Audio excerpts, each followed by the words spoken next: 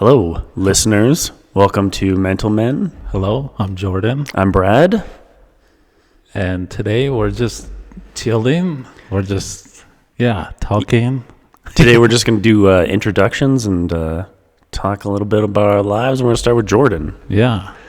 Okay, so tell us about yourself, my friend. Well, yesterday I went to my first AA meeting. Oh, really? Yeah. What was it? It was pretty intense. Where was it? Oh, where? Curry Barracks. Oh, wow. Yeah. Did you want that one because it was like more central, or because there's got to be like a I don't million? know why, but I felt a connection with that area. Oh, okay. Because I went to Mount Royal, and for some reason I like that area, and I just kind of decided to go. Was it you and me went there when we were like 14 because we were going to do the reserve thing? Were you ever going to do the reserve thing? I don't think so. Oh, Yeah. mine was and then didn't. Yeah. Should have. Should have. I remember you were interested in that. Yeah. Yeah. So, yeah, that was pretty intense, like hearing their stories for the first time, like hearing, other people's rock bottoms. And Was it like everybody's first meeting? no, it was just me and this other guy. And then there's probably 30 people who are regulars. So then, do other people, like, when you shared your story, I'm guessing, Yeah. and then did they reshare their stories, or like, I don't even know. I guess after you share your story, Yeah. like, what do you talk about after that? So they actually go through everyone's story. Like Every time? Yeah. Oh, okay. Like they'll just choose you, and then they'll be like, okay, do you want to share? Oh, okay, yeah. And then some people will share lots of details. Others will. There's one lady who you could just feel her pain. Oh, yeah. Like she just started breaking down. She just said, I haven't been doing well lately, and just broke down crying. Yeah. And then was like, that's all I want to share today. Yeah. So other people were, it's just the way that they tell their story. It's like, oh, I've experienced that too. So you really feel like there's like a community there. Oh, yeah. And I feel like, you meet people who you understand, and they understand their struggle.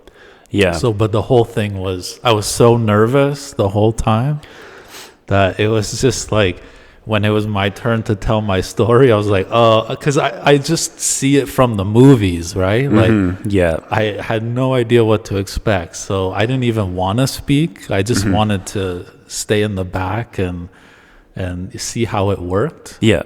But then the guy's like, so Jordan, do you want to share? I'm like, sure. So where does your like story start? Well, good question, because I was trying to figure that out as I was telling it. But I guess, middle of November, I relapsed, right? Yeah. After like 990 days of being sober. I like how you keep count, how that's like a thing. Yeah, Do you well, have, like, I didn't a calendar? know. You just, okay. Because I listened to a podcast, so I went from that day and then just calculated. Okay. Yeah, so of course 10 days short Yeah. of 1,000, but Yeah. 2 weeks before that relapse, I lost my job, and that was kind of the spark of everything. But I'm glad it happened. The day that I was let go from the company, Jess sat me down and was like, since we arrived to Canada, I think a part of you has been lost. Yeah. Like, you don't write anymore, you don't read anymore. And I'm like, I just kind of like distracted myself in this job. And I didn't really have time to process what I was going through. And I think all of that just added up. And the relapse happened on the flight to Mexico. Yeah. And it was more of a physical thing. It's hard to explain, but I have like this umbilical hernia. Right? Okay. So I have like this complete tear in my stomach. So my lungs and my organs, like, they expand somehow. Okay. Because the outer wall of your stomach muscle is just torn. So the inner muscle just kind of expands. And I was on this flight, like the worst flight, Flair Airlines, just the worst freaking flight, like so like claustrophobic, and just the way I was sitting, I just couldn't breathe after about 3 hours. How long is the flight? 5 hour. Really? I thought it was short. I don't know. I haven't done that one in a long time. I just felt like I couldn't breathe. So I went to the bathroom Yep. just to stand up and get some air and Yeah. stuff. And I couldn't I couldn't feel my legs. My legs were just like wobbling back and forth, and my heart was just racing so fast. And I was like, fuck, I'm going to die in this toilet right here. And they're going to have to fish me out from the toilet. And so I'm walking back. That's good stuff. Yeah. I'm walking back to the toilet and from the toilet, and I'm like, Jess, like, I need some wine because that helps me breathe again. Okay. In the past, it just like opens up my heart, whatever, and I can just get some air. So that was the real reason. And was she like, She okay, was like, just, "Are you sure?" okay, yeah. She Has she ever known you to drink? Like, how long have you been Yeah. together? Okay. Yeah. So she was like putting her head down, like, "Are you sure?" And I'm like, I'm gonna die Yeah. here. Like, so I got some wine for the first time, and I'm like, I just instantly I can start breathing again. Yeah. Like it's like day and night almost. I guess but- you get that like massive dopamine dump, I'm sure. Yeah. Like, did you feel it like you got it and you got like the smell of it and you're just like, oh, yeah. Well, it's more the feeling, I guess, of like, I don't know. It's like a movie somehow. It's like on the flight to Mexico, and Yeah. it was like the night of the UFC stuff. So it like turned into like a thing, Yeah. and then once I pop, I can't stop. So did you have more than one drink on the plane? I had two, and Okay. I was like destroyed. Oh, I guess. Yeah. Those if you mini haven't- bottles. Oh, yeah. That's it. That's all it took. Yeah. It was like, I could drink 2 or 3 bottles before a night, and it's just like these little things Yeah. decimated me. And I'm talking to the guy next to me, and I'm like, he has no idea that I just started Yeah. drinking again, And it's like, it's like a social lubricant, right? It's Yeah, like I'm big talking time. more and Yeah. more. Whereas before, I'm like super shy and introvert, right? Yeah. So, it was like a week of that, basically. Like the whole time you were in Mexico, did you guys go for a week or did you go? We went for like 5 days. Oh, and so I'm guessing you were in an all-inclusive kind of thing. No, it was like just a hotel. Like Okay, in but I'm the sure middle I of think nowhere drinks there, I'm almost. sure, are super cheap anyways. Yeah. Yeah. Yeah, and the next day I woke up with a super hangover. Oh, yeah. And that was like, oh shit, I forgot hangovers were Yeah. like that. and I kind of freaked out that morning. I was like, I didn't know what to do. Yeah. Like I was looking up rehabs and stuff because I just thought that's what you do. So do you feel like, I guess it's tough too when you're in Mexico and Yeah, it's like all the tourists are just getting hammered and exactly. yeah, Yeah. it's like everyone is there to party essentially. I wonder how that feels like for Mexicans sometimes. Yeah. It's like all these fucking assholes come down.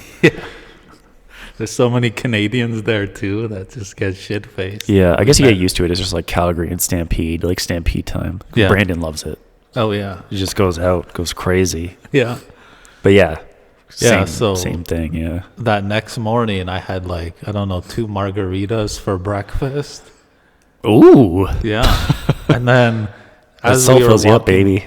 we were walking back to the hotel. We're like, oh, it's just a 20-minute walk. It turned into an hour because it just turns into rocks at a certain point.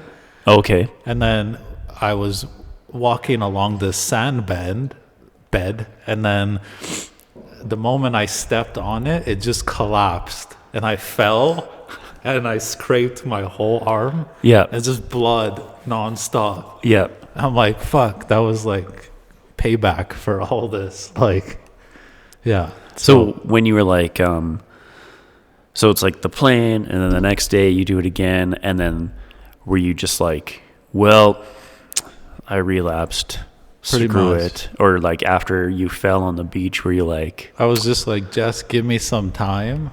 Like, Okay. Yeah, I'm give me not a gonna break, do yeah. anything crazy, but maybe this is like a time to just get everything out or whatever.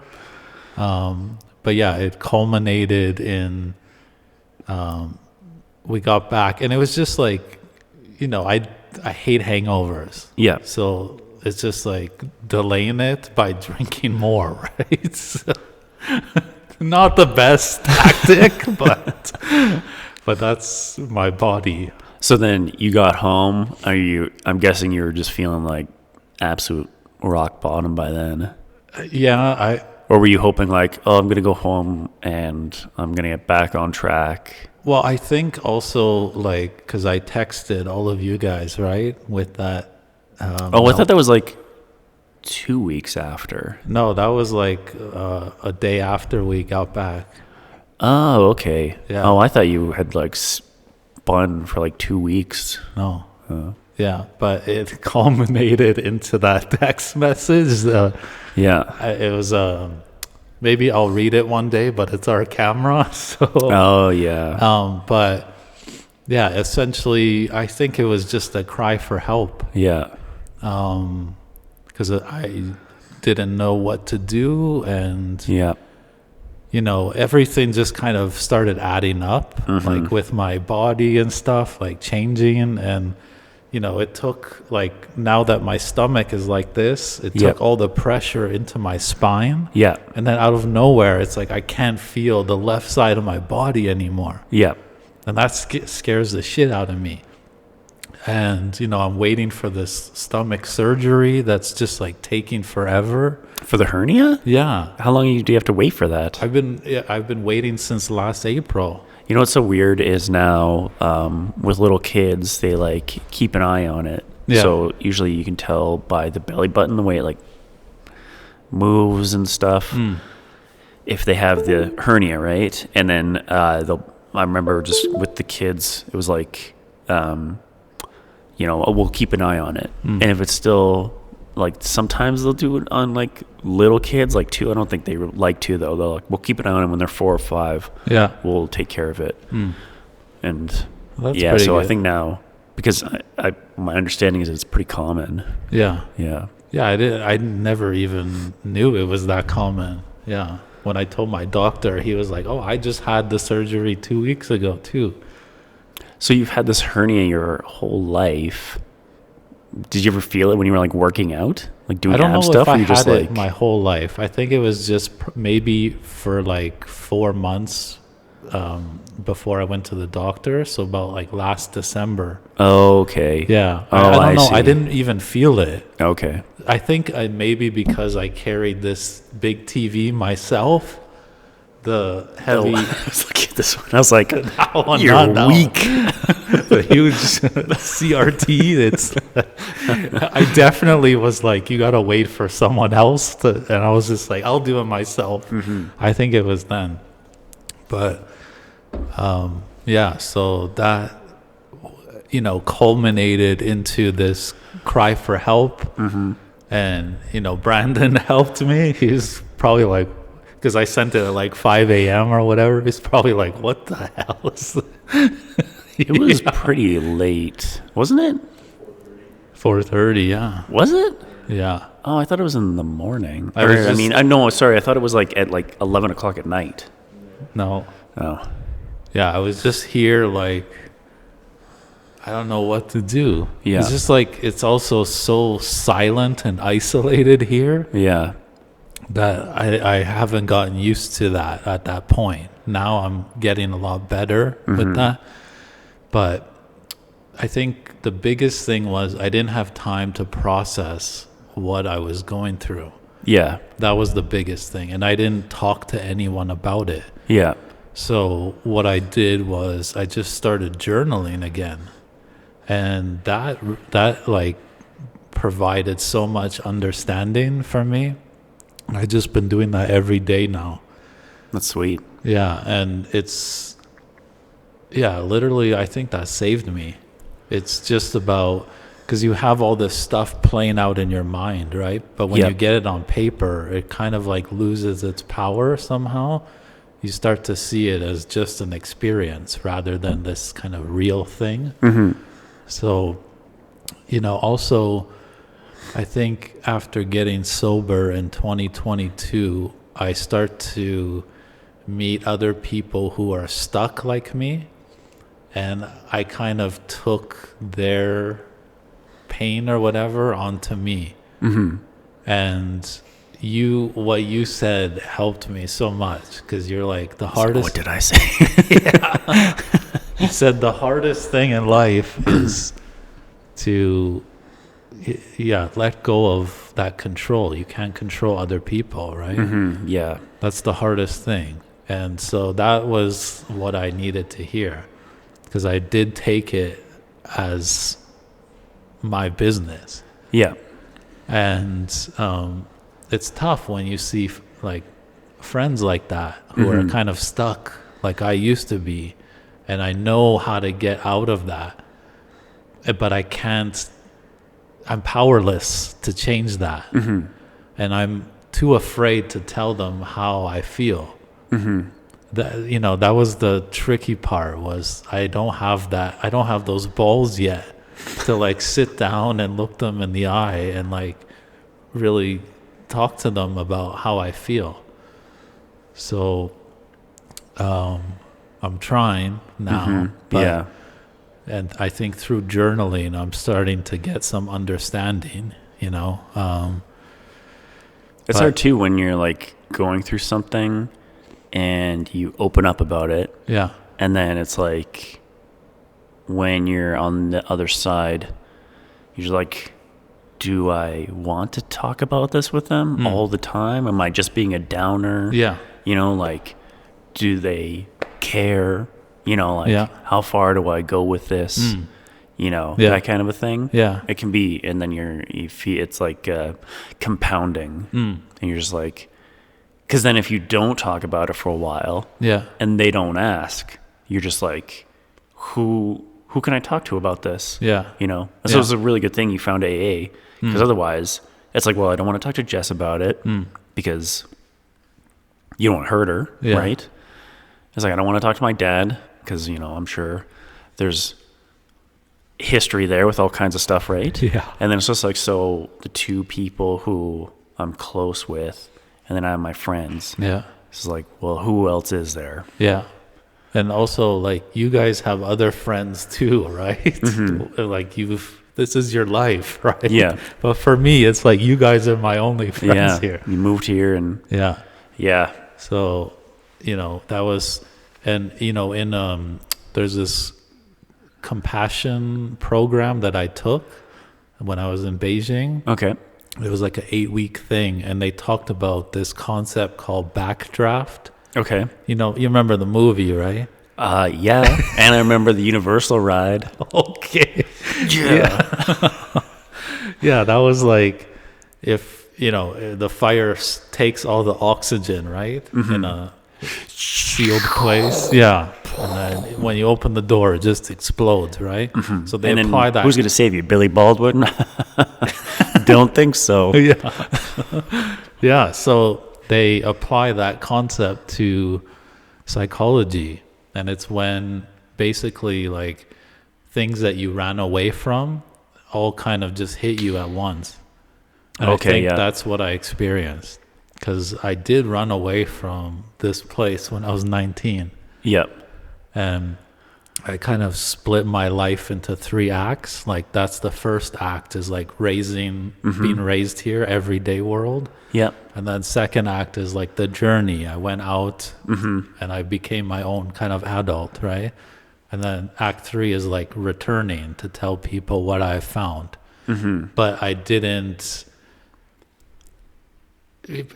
like process all of that, you know, and it just kind of added up. And it just in one moment kind of just crashed down, right? Yeah. And I think that was good for me, you know, because now I'm more onto my path, right? Yeah. I think this job was definitely, you know, it was good for, you know, us settling down and getting back to stability, but it wasn't like fostering my, you know, purpose. For sure. Yeah. And why don't you describe what your job was? Because it did not sound very purposeful. Yeah, it's basically just training AI to write better. And the funny part is, you know, 5 weeks after I got laid off, Trudeau announced that's like the Canada's AI system now. Oh, it is? Yeah, so they're building like a $4 billion data center in Ontario, and then everyone's going to be using those models that I helped train, and you just get like booted out, right? Yeah.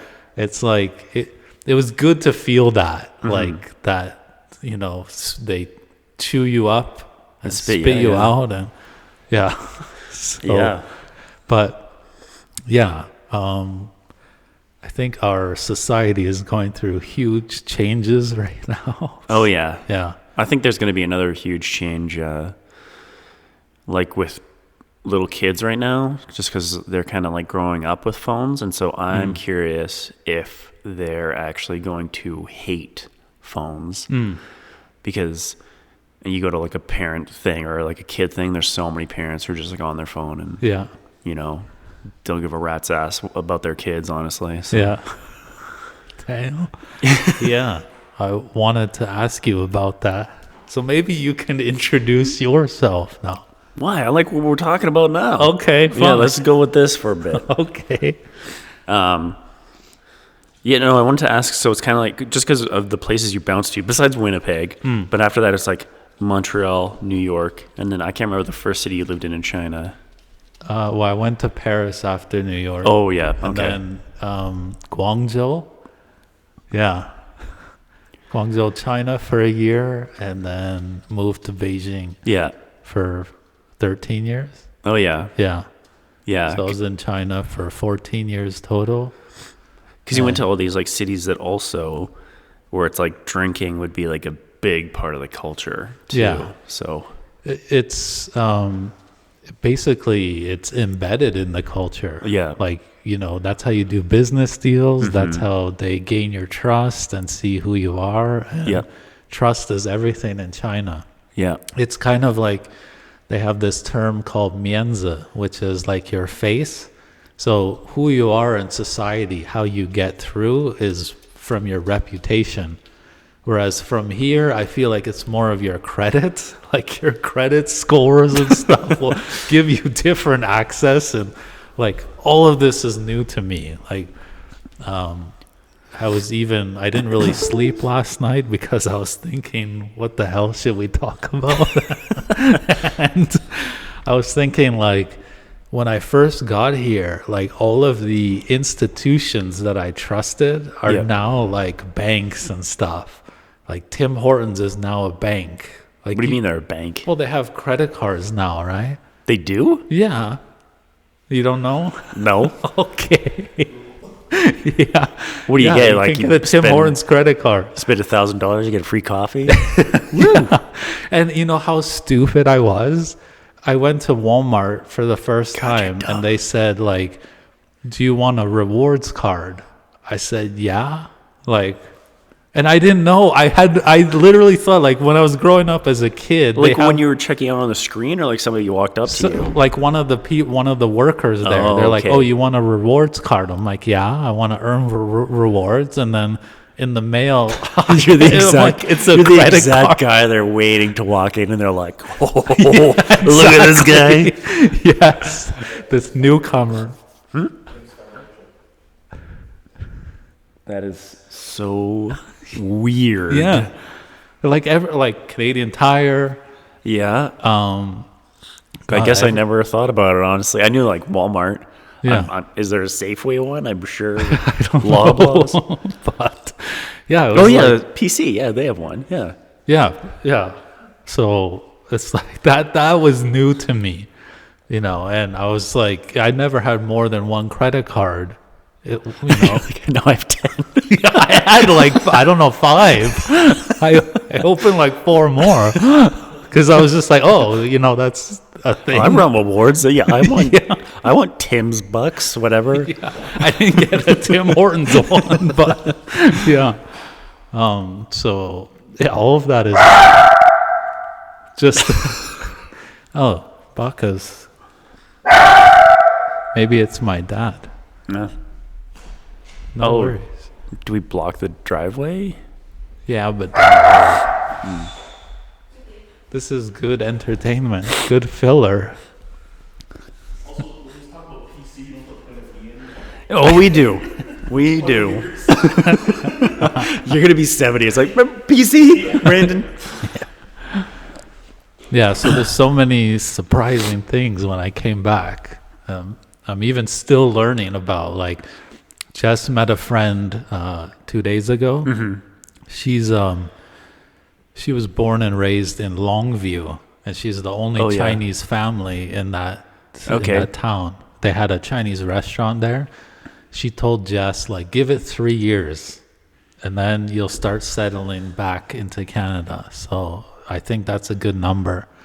You know, just figuring everything out from scratch. Yeah. And you know, it's been super difficult for her too, like Yeah, I'm sure. going from downtown Beijing where she can go anywhere, Yeah. meet her friends and stuff, to middle of nowhere where she can't drive, can't open a bank account, you know, all this Yeah. stuff. So, you know, she's getting her card soon. We're almost done the process, and then she can take the driver's test. And And then she'll be able to get a Tim's card. yeah, exactly. Yeah. Once you're a citizen, that's like, yeah, I got my rewards card now. Yeah, that's funny. Yeah, so it's a huge learning lesson. All of these things are just lessons that, you know, are things that I learned through discomfort. And I've been putting myself in those uncomfortable situations like all the time in China. So I think those things, they just make you grow and make you learn, and, you know, who to trust, who not to trust and stuff. Yeah.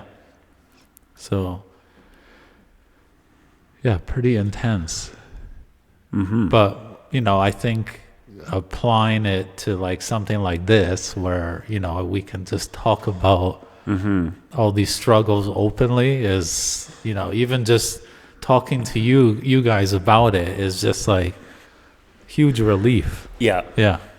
But I don't think this should be like a therapy session. No.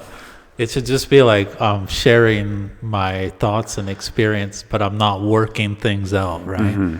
Yeah. I think that should be like something I do alone. Are you going to do therapy, you think, or just do I the don't know, AA maybe. and kind of...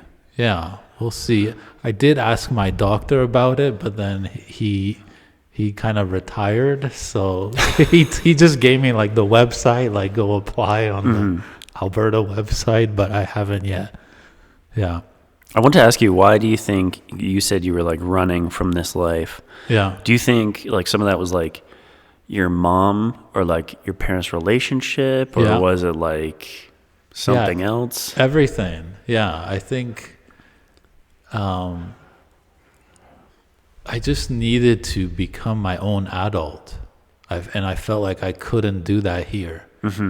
And, you know, movies, I started like watching movies seriously when I was like 11 years old. And the reason was because they allowed me to like transport to other places.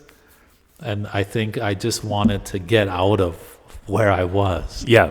because it was just like I just wanted to see the world, right?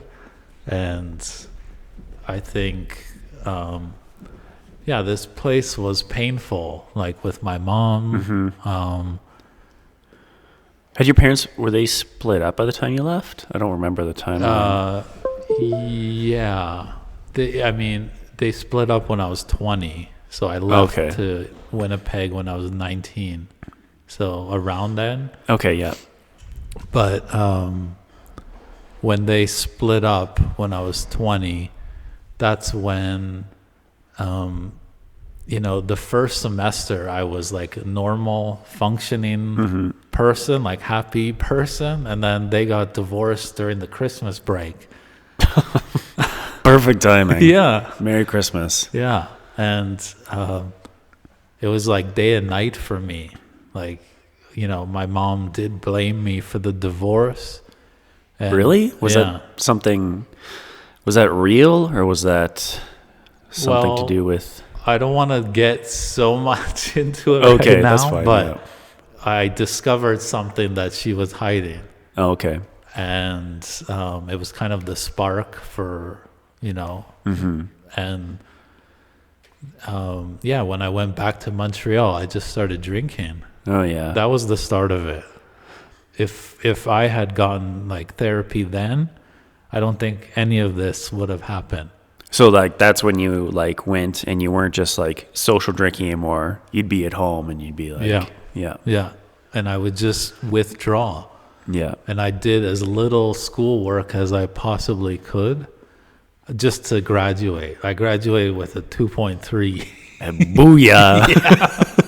So it was just like, okay, there's one class that's like, okay, if you have 6 absences, you're kicked out. But if you have 5, you get a lower grade, right? So I got 5, exactly.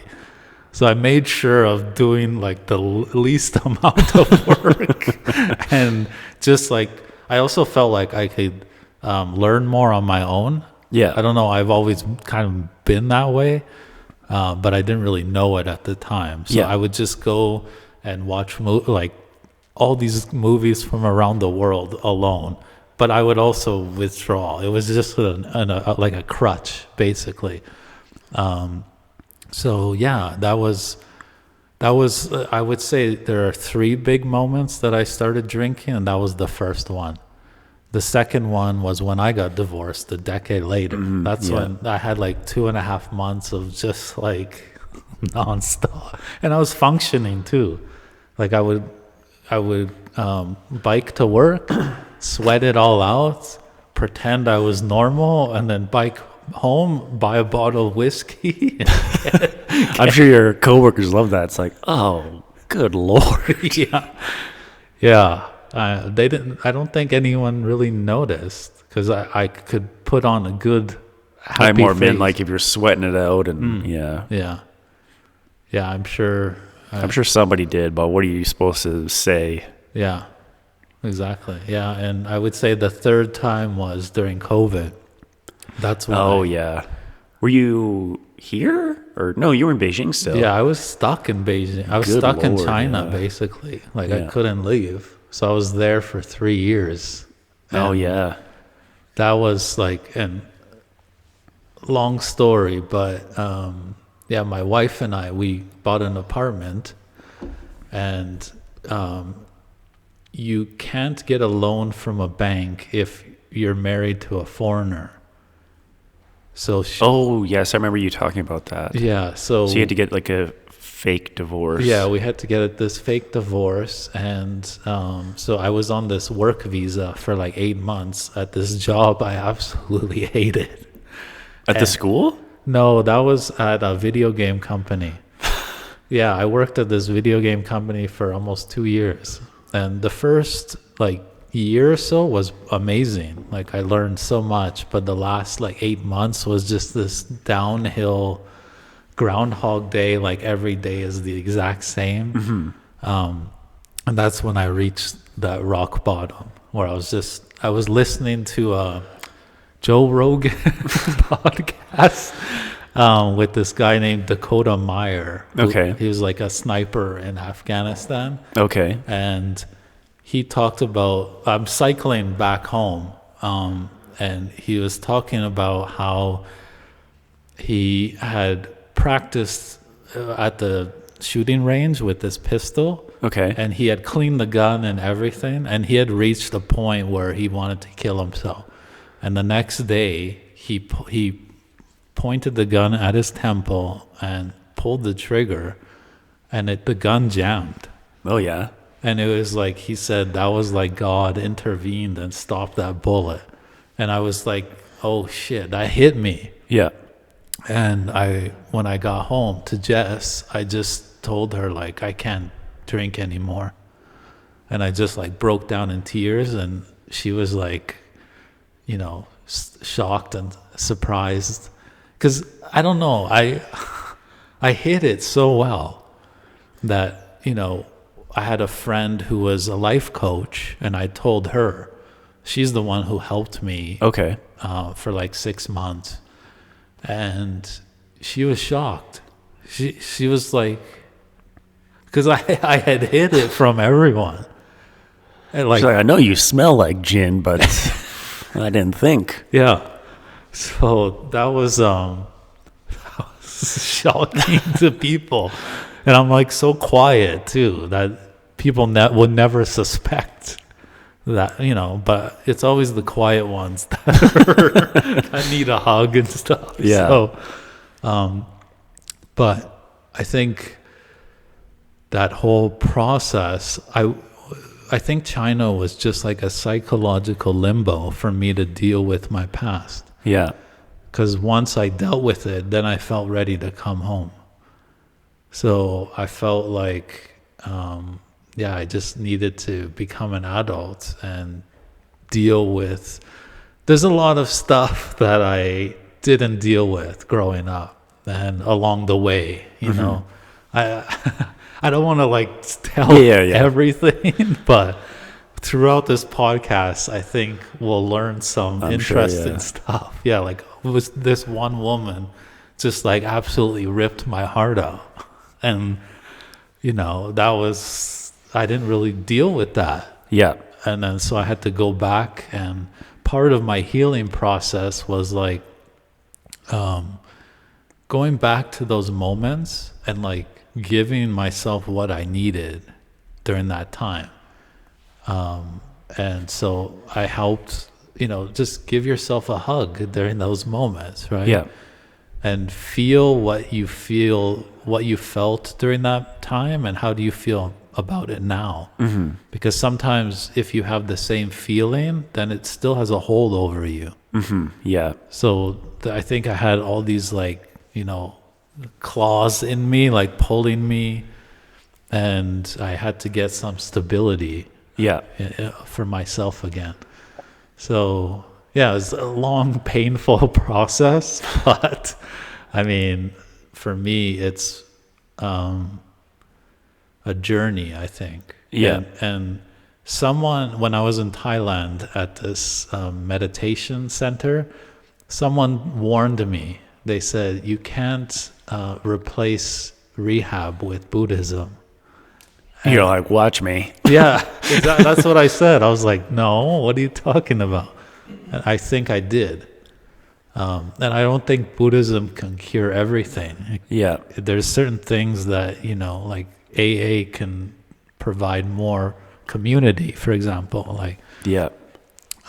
So, yeah. I know it's a lot, right? You're That's like, good. oh, shit. Yeah. I like it. It's good to hear. Yeah. Well, it's good to be open and share all this stuff. Yeah. Sometimes I find, like, especially as men, you sort of like slowly get closed off. Yeah. And then you kind of like almost like become like a shell. And then after a bit, you need to open up again, you know? Yeah. And, but you have to have a person you can do that with, right? And if you don't, I imagine it's just hell. Yeah. Yeah, I mean, I can tell when someone's hiding like almost instantly. I'm like, oh yeah, they're in pain, Yeah. and they are. I don't know. For me, it was just avoidance. That's how I learned how to deal with things. Yeah. But Jake the Snake said in a podcast, The great philosopher, Jake the Snake. he was a huge alcoholic, and he would say like, I just avoided and avoided, but that motherfucker is doing push-ups in the corner, and it's gonna get you one day. So the more you avoid, the stronger it gets. Oh, yeah. And so it's a warning to people, like, deal with your shit, or else Yeah. it'll deal with you, right? Yeah. Yeah. So, that's a long process of getting to a point where I can even just share this stuff. Yeah, I'm It sure. took like 40 years, right? Yeah. So, yeah. Mm-hmm. Do you have any questions? Not right now. I feel like that was a lot. Yeah. Well, I think we Maybe should- in the future episodes, you'll be like, oh, well, what did you do in this experience? How did you handle it? Yeah, I'm hoping that like it'll kind of come together like that. Yeah. It'll be like we'll be talking about something, and then you'll be like, oh, this happened to me. Yeah. That kind of thing. I don't think I've ever told the story completely, and even like telling it now, it's like I'm going to different Yeah. times, and Yeah. it seems fragmented and disjointed. Well, I think like we could even do an episode on like lying, that kind of thing, because like men lie a lot, Yeah. and I know some men that lie all the fucking time. Lies when he doesn't have to. It's crazy. And like I'd like to talk about that because I'm way too online, Yeah. and it seems like there's a lot of men who do that, and it's Yeah. just like, why? Yeah. It's just they're protecting the pain, right? Like we have this thing as men where we think like you have to be strong all the time, and weakness is like Yeah. something, girls experience or something. Like, Yeah. I mean, we were raised in a much different time than now. I think Oh yeah. in terms of like mental health stuff, like Oh, big time. it didn't really exist when, like when I was 20 in Montreal going through that stuff. Yeah. Going to see a therapist didn't really, it was like for crazy people or something, right? Yeah. Like I didn't know that was like a possibility. Yeah. And then now it's like they have better help and like all this stuff. You can go on Zoom and talk to anyone. Yeah. So I think it's, much more open, but still I find there's not that many people online talking about it. Yeah. And we're just like two everyday people, Yeah. Well, it's always like doctors. And Exactly. stuff. Yeah. Yeah. Yeah. So I don't think we've heard the stories from the people, and I think Yeah. that's what this is going to be about. Is we can interview Yeah. everyday people and hear their struggles, and because Yeah. like from yesterday, hearing some of those stories, it's like, God, you can really feel the person too. Yeah. Like there's this one woman, I cried when I heard her story, because it was just like you feel her tenderness. Like she's a very kind person, but Taken over by this thing. she was like, I have this warped view of myself that I just put myself down all the time, and I have to like wake up every day and tell myself that I'm good, Yeah. because she just has that inner narrative of like self-punishment, right? Yeah. And it's that feeling of not being enough that is like, I think, universal. It's like a judgment feeling. I think it's in China too. It's in everywhere. It's like people punish themselves for not meeting up to expectations or whatever. Yeah.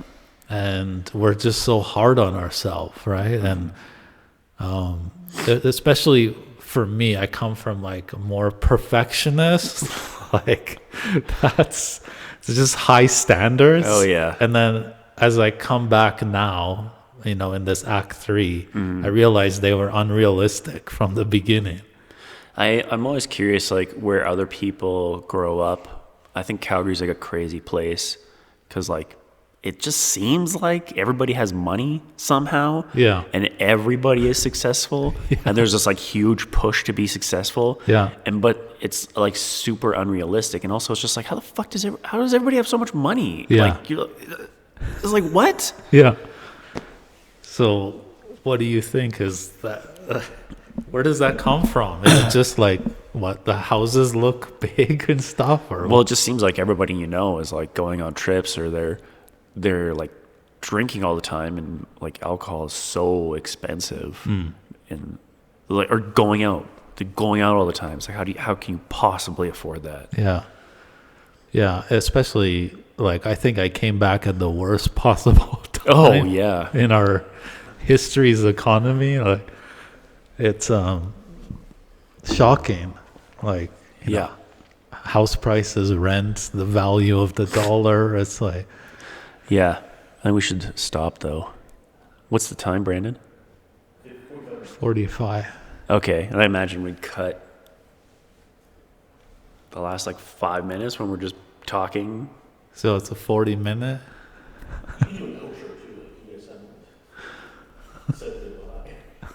Oh yeah, that's true. Oh geez, I guess.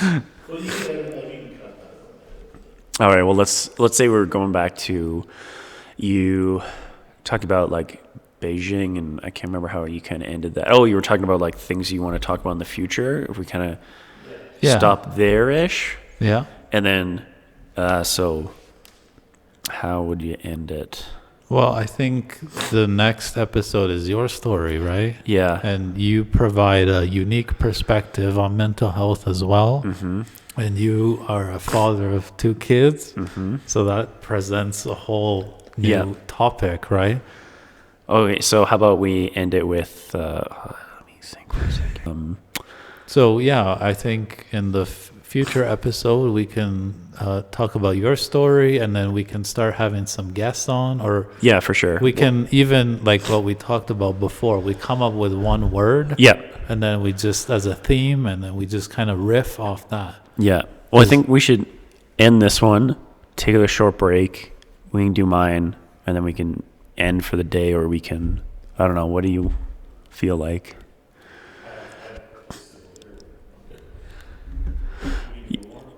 Sure, yeah. But let's finish this one. I just don't know how to finish it, I guess. Just Take 2 seconds and start again and be like, okay, in a future episode. yeah. Oh, I think I know. Okay. We should just like be ourselves instead Oh, for of sure, yeah. I'm just, saying what we think we should say. We should just say what we want to say. I know, I'm just thinking there's got to be like a smoothish way to end. Just say, I just want to say something like, Yeah. thank you for sharing your story, yeah. that kind of thing. Okay. Yeah. Well, I think it was a release, and I think I hope my story can help other people. I think it will. Talk openly about their mental health struggles, and we're all experiencing the same struggles, right? There is some weird thing that, for some reason, when somebody else is going through the exact same thing you are, and that they're hurting, Yeah. and that I don't know why, it just helps because it makes you feel like you're not alone. You're not such an outsider. Yeah. You're not, your pain isn't unique Yeah. to just you. Yeah. It's and like that's what I a human thought. experience. Yeah. Yeah, and that's exactly what I thought. Yeah. I'm a freak for Yeah. having these feelings. And I think if someone's out there thinking the same way, you just know that Yeah. you're not a freak, and you can get help, and anything's possible in this life, right? Yeah. For some reason, it made me think when you were talking about being a functioning alcoholic in Beijing, I remember during COVID in Colorado, Yeah. they were thinking about shutting down the liquor stores. I don't know if they did for like a small period of time, and I remember talking about it with my sister, and I was like, they can't do that.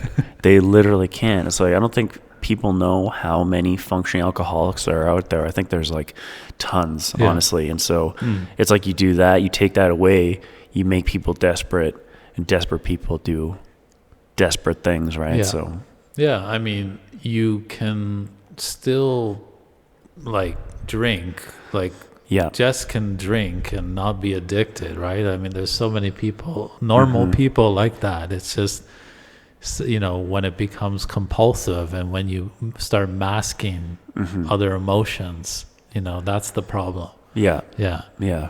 So if you're thinking of hiding yourself, get out there and expose yourself. Yeah. Yeah. Well, I think that's a good place to end. Yeah. That's a good place. Yeah. So Well, thank you. yeah, thank you for sharing. Yeah. Thank you. All right. All right. We'll see you next episode. Yeah, see you next time on Mental Men. Yeah.